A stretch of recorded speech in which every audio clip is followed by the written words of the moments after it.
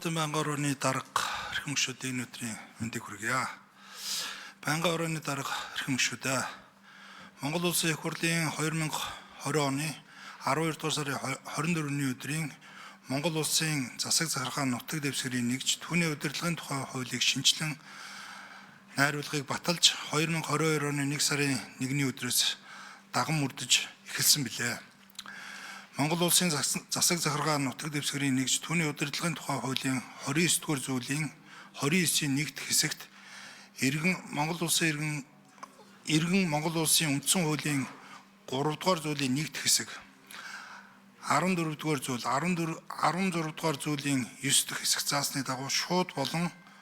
төлөөллийн байгууллагаараа уламжлан нутгийн өөрийн удирдлагыг хэрэгжүүлэхэд оролцох хэрэгтэй гэж зааснаар шат шатны иргэдийн төлөөлөгчдийн хурал нь тухайн орон нутгийн нийт иргэд сонгогчдын төлөөллийн байгууллага юм а.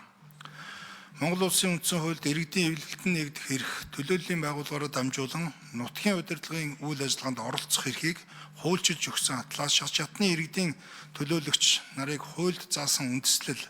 журам нэрийн дор эрх зүйн байдлын хувьд ялгамжтай байдал үүсгэж байгаа нь төлөөллийн байгууллагаараа дамжуулан нутгийн удирдах ёсны үйл ажиллагаанд оролцох иргэдийн эрх оролцоо ялгаатай төвшөнд хүргэж байна.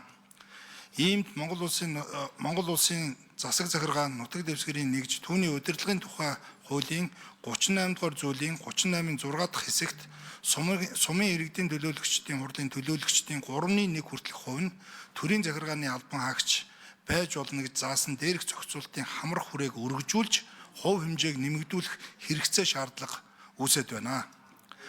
Монгол Улсын хэмжээнд боловсон хүчний тоо эрс багасж төрийн бүх шатны байгууллага түүнчлэн төсвийн болон орон нутгийн өмчт компани аж ахуйн нэгж байгууллагад ажиллах боловсон хүчний дутагдал үүсч байгаа бөгөөд уг асуудлыг бодлогын төвшөнд тогтсоор нь шийдвэрлэх зайлшгүй шаардлага үүсэж байна.